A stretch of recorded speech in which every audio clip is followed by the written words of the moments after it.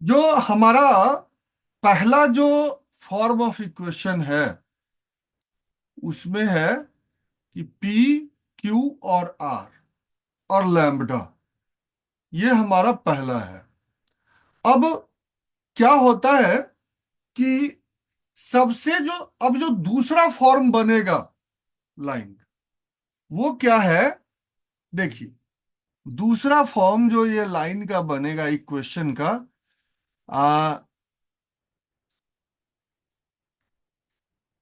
Divide by P, जो पहला term है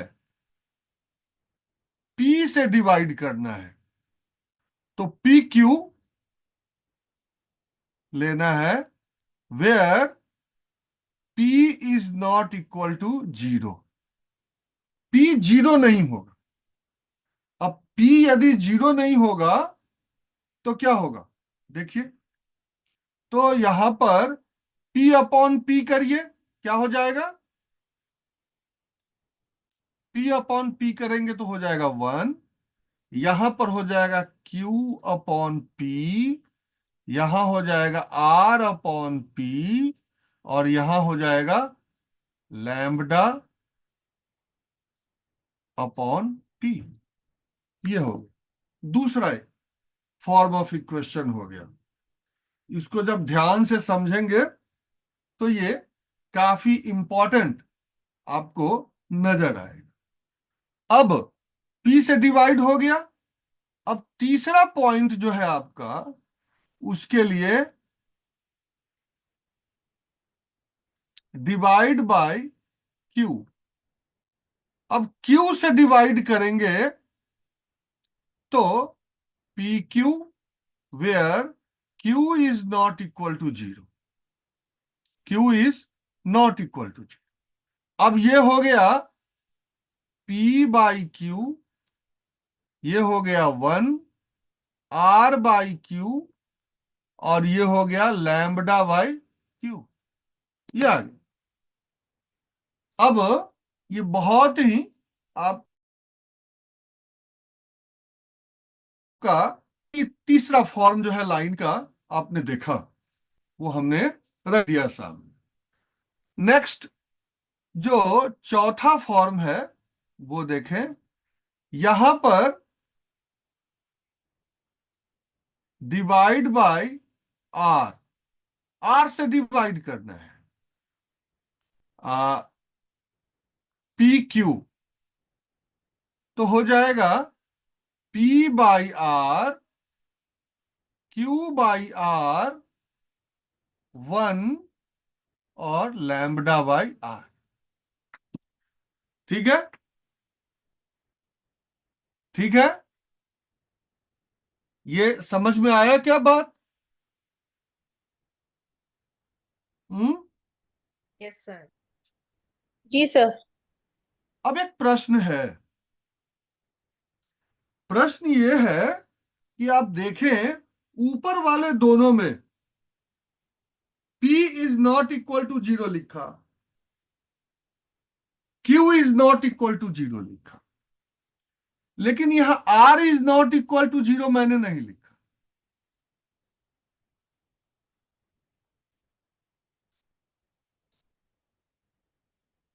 ये सोचा आपने? बहुत छोटा सा प्रश्न है, लेकिन समझने की जरूरत है। R is not equal to zero. अब एक चीज सोचिए, यदि P जीरो हो जाए तो भी R किसके बराबर हो जाएगा? Q के बराबर हो जाएगा। यदि Q जीरो हो जाए तो R P के बराबर हो जाएगा। तो जब दोनों स्थिति में दो कंपोनेंट है, बेस और परपेंडिकुलर, दोनों को साइड बाय साइड करने से, जीरो करने से रेडियस एक दूसरे के बराबर आ जाता है, यानी R कभी जीरो हो ही नहीं सकता। इसीलिए ये अंडरस्टूड है, इसको लिखते नहीं।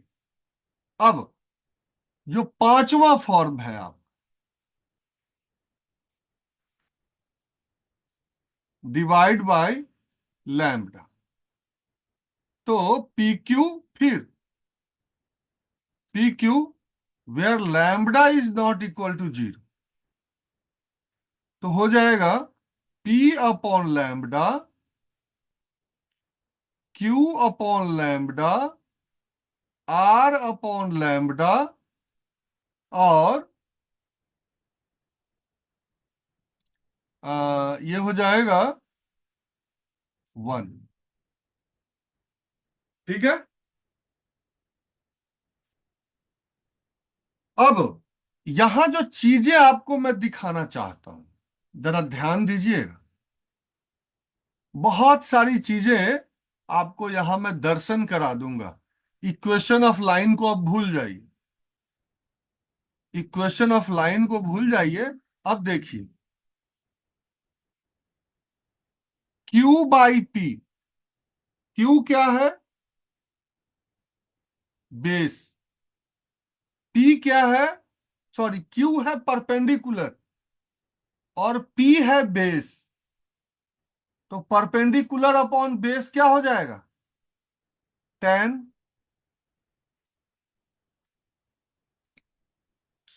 R बाई पी, R क्या है? हाइपोटेनियस, और P, तो हाइपोटेनियस अपॉन P क्या होगा? हाइपोटेनियस अपॉन P क्या होता है?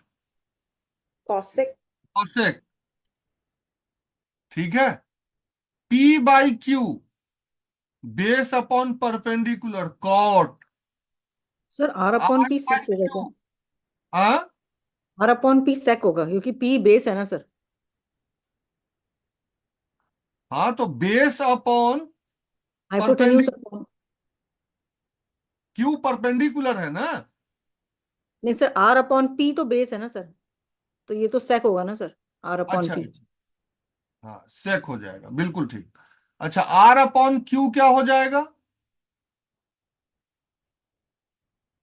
R hypotenuse upon perpendicular, cosec हो जाएगा सर ये। कॉसेक हो जाएगा। ठीक है।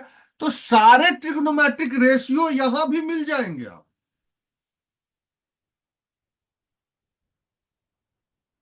सब कुछ यहां मिल जाए, कुछ भी कमी नहीं हो। अब यही 5 फॉर्म ऑफ इक्वेशन हम लोगों को पढ़ने हैं। अब इसमें हर इक्वेशन का अलग अलग फॉर्म जो है आपको बताया जाएगा, और आ, उस पर जो है चर्चा की जाएगी, और सब पर रिलेटेड कुछ क्वेश्चंस होंगे। और उसके बाद इस सेमेस्टर का जो है ये सिलेबस आपका कंप्लीट हो जाए। ठीक है। इस आ, इस टेबल को आप लोग अच्छे से एक बना करके और सामने रख लें, क्योंकि अब जो है हम उसी पर चलेंगे। सबसे पहला, सबसे पहला जो होगा वो होगा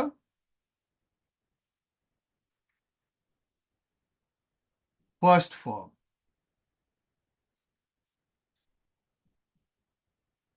फर्स्ट फॉर्म इक्वेशन। हाँ, फर्स्ट फॉर्म ऑफ इक्वेशन जो है,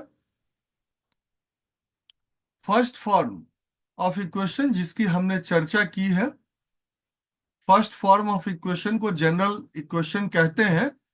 यानी ये आपका है P Y equal to Q X plus lambda, यही आपका फर्स्ट फॉर्म ऑफ इक्वेशन है। अब इसमें आ, ये तो इक्वेशन हो गया। अब मान लेते हैं कि if line passes through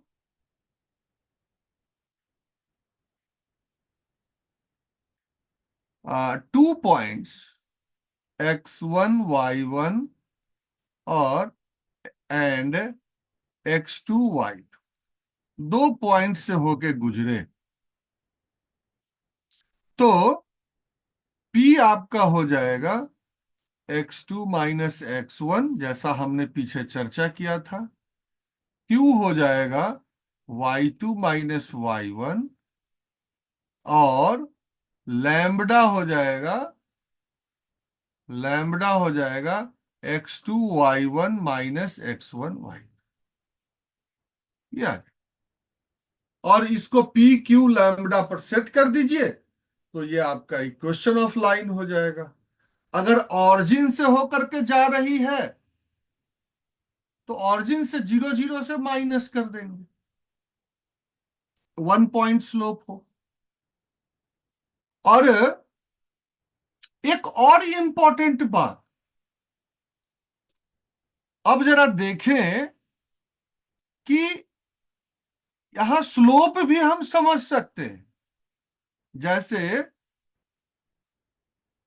P Y equal to Q X plus lambda, तो इसको जब इधर कर देंगे तो क्या हो जाएगा, y equal to Q by P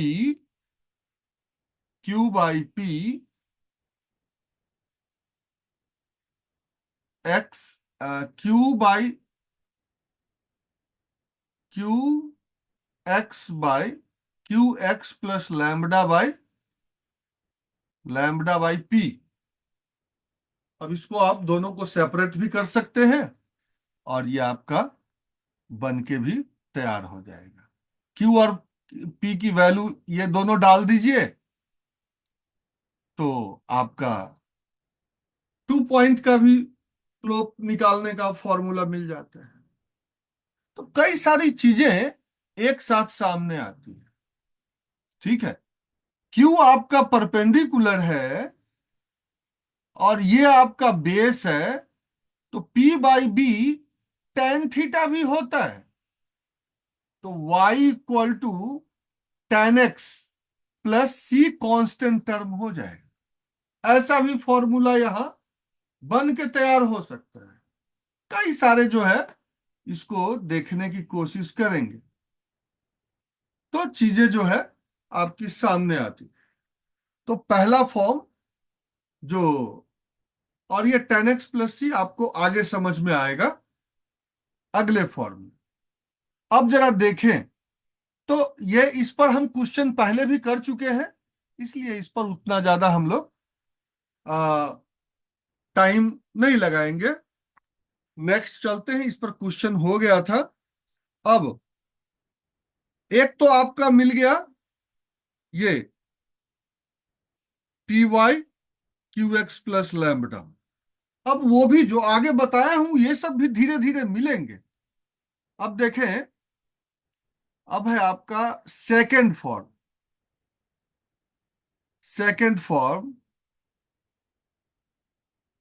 of equation. Second form of equation second form of equation में आपके पास आ, जैसा कि हमने देखा था कि P is not equal to 0। अगर P 0 नहीं है तो क्या होगा, y equal to Q by P X plus lambda by P आ गया। अब इसको यदि सॉल्व किया जाए तो क्यू बाई पी जो हो जाता है वो टेन हो जाता है, तो हो जाएगा ten X plus C. Ten जो है वो आपका स्लोप है, which is equal to M X plus C. यहां पर टेन और m, ये जो है स्लोप स्लोप शब्द को हिंदी में क्या कहते हैं, आप में से किसी को पता है क्या? स्लोप शब्द को हिंदी में क्या बोलते हैं? ढाल बोलते हैं सर। आ tan theta Q by P.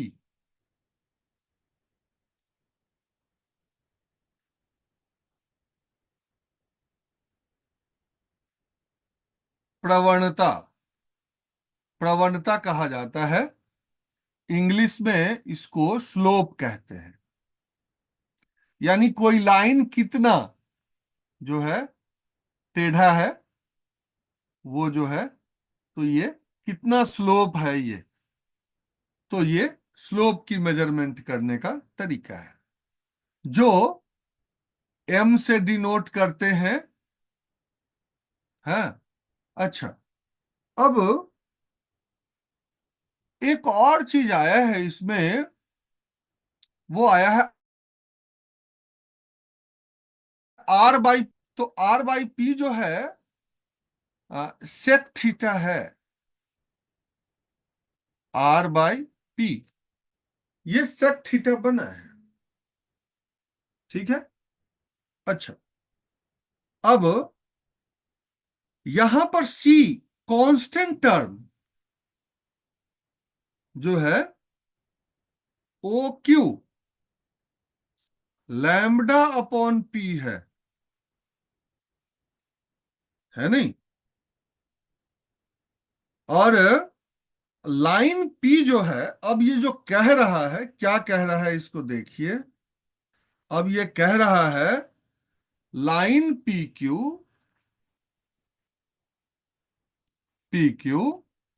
Intersect intersect Y axis at Y axis को ये काट रहा है। यही बात, इंटरसेक्ट द वाई एक्सिस, ऐसा जो है आ, अभी तक की इंफॉर्मेशन जो है हमें कह रही है। ठीक है, कोई दिक्कत आप लोगों को है क्या?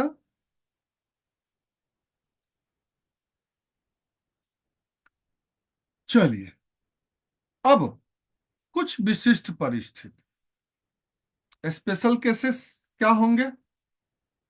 तो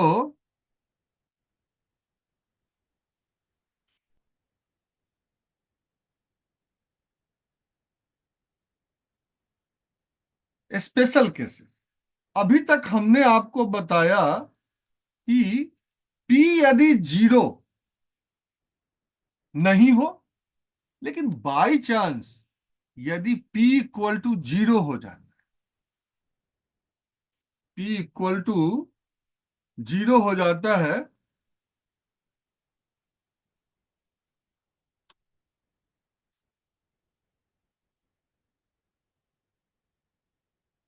P इक्वल टू यदि जीरो हो जाता है,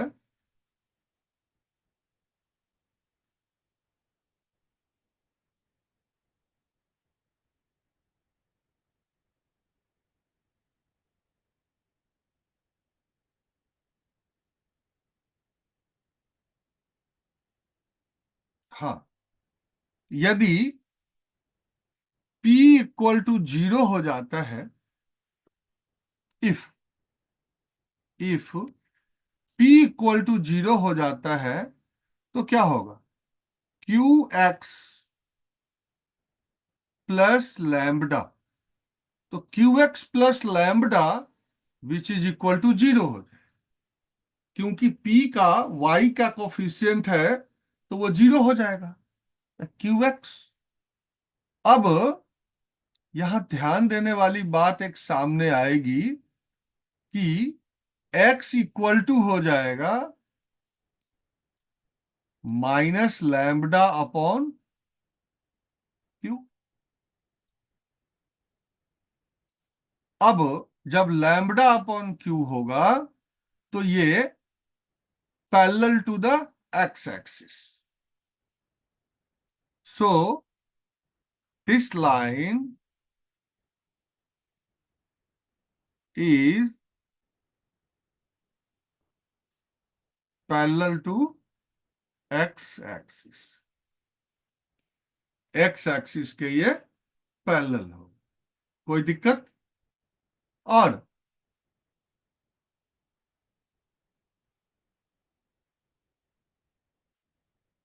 अब ये हो गया।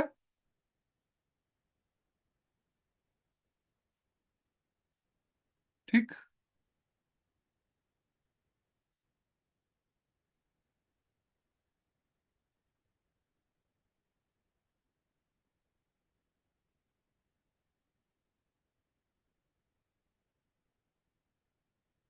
अब P0 है यहां पर, तो y एक्सिस का इक्वेशन जो बनेगा पैरेलल टू x एक्सिस, और equation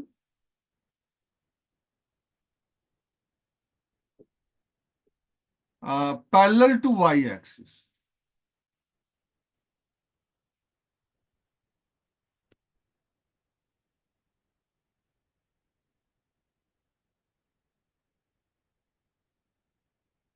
parallel to y axis, तो 0 हो गया, यहां 1 हो गया, और ये हो गया माइनस लैम्बडा अपॉन क्यू हो गया, ये आ गया।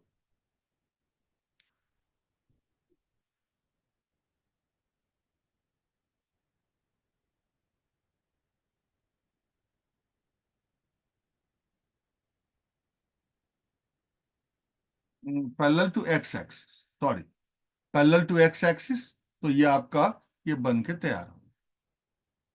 और वाई एक्सिस पर जो है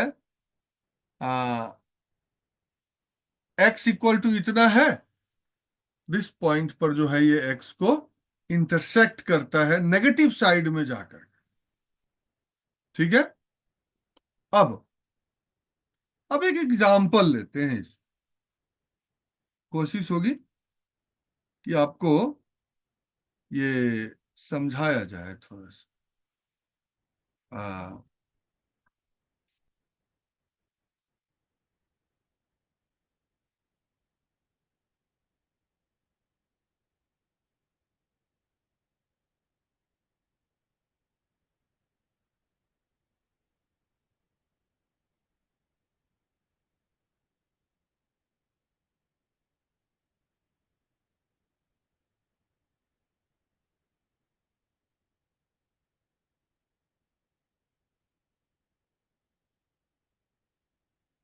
ये क्वेश्चन है, इसको थोड़ा सा ध्यान से देखिए।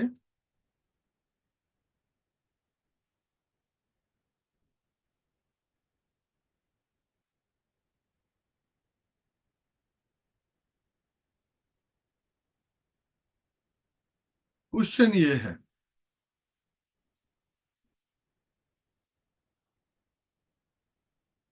Find the equation of a line P Q, find the equation of line P Q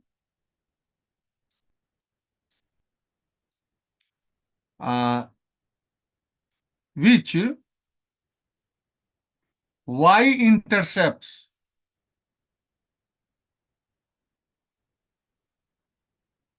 y इसको यहां लिख देता हूं, इसको हटा दीजिए, y intercepts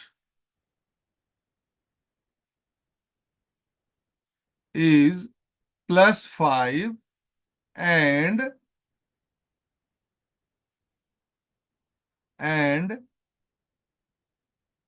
making positive angle 60 degree, 60 degree at x axis, 60 degree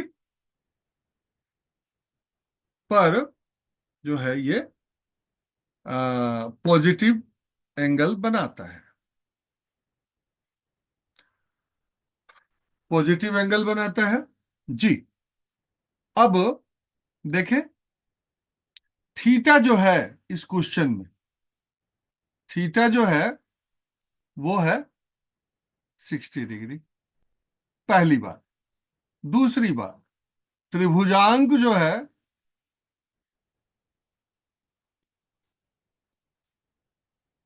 त्रिभुजांक, अब 60 डिग्री का त्रिभुजांक क्या होगा? 1√3 और 2, ये आ जाएगा। और लैम्बडा अपॉन पी क्या हो जाएगा? +5, जो दिया हुआ है वाई एक्सिस पर, ये इस पॉइंट पर आके इंटरसेप्ट करेगा वाई एक्सिस। ठीक है, कोई दिक्कत? अब तो अब lambda upon P equal to 5 हो गया, तो y का कोफिशिएंट 1, x का कोफिशिएंट 3 और लैम्बडा अपॉन पी हो गया आपका 5। तो आप देख लीजिए, अब आ जाएगा y इक्वल टू 3x + 5। ये आपका इक्वेशन बन गया। इसको प्रेजेंट करना है लाइन में, तो लाइन बेस y का कोफिशिएंट, x का कोफिशिएंट और लैम्बडा जो है आपका, रेडियस छोड़ दीजिए, लैम्बडा जो है आपका 5 हो गया। ये टेबुलर फॉर्मेशन में प्रेजेंट भी हो गया। किसी को कोई प्रॉब्लम है?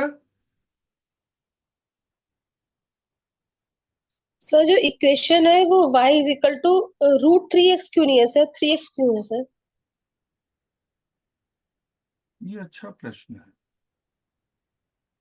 मैं भी ऐसा ही सोच रहा हूं कि हमने कुछ गलत तो नहीं कर दिया। अब ठीक है,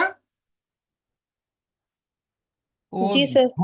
धोखे से छूट गया है ये, आ, धोखा हो गया है, रूट छूट गया है।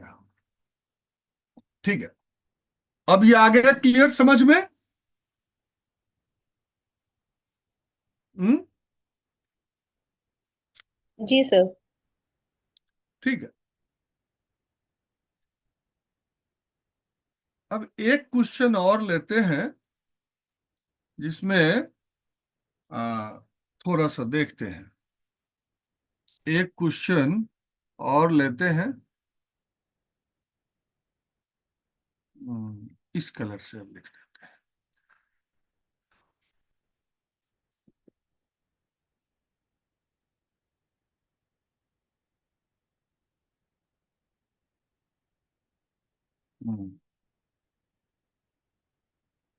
y intercept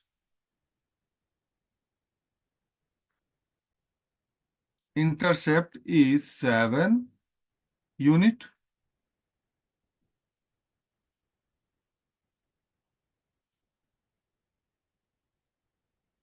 Find the equation of a line parallel to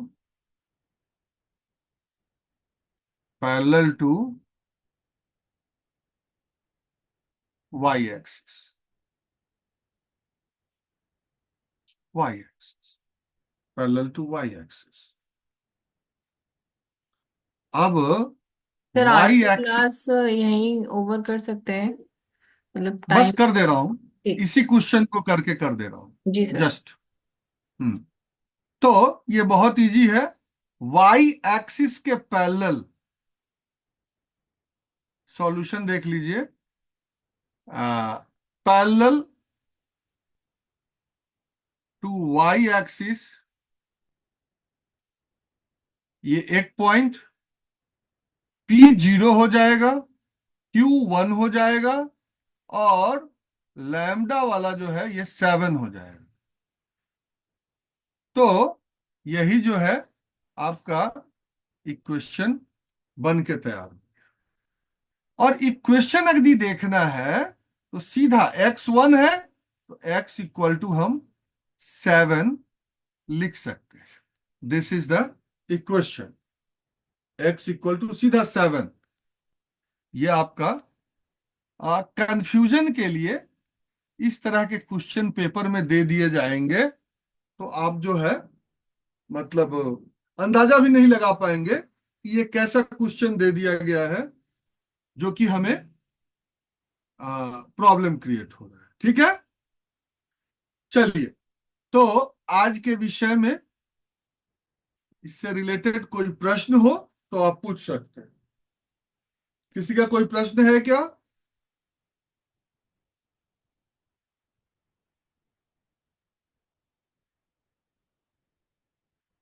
किसी का कोई प्रश्न है?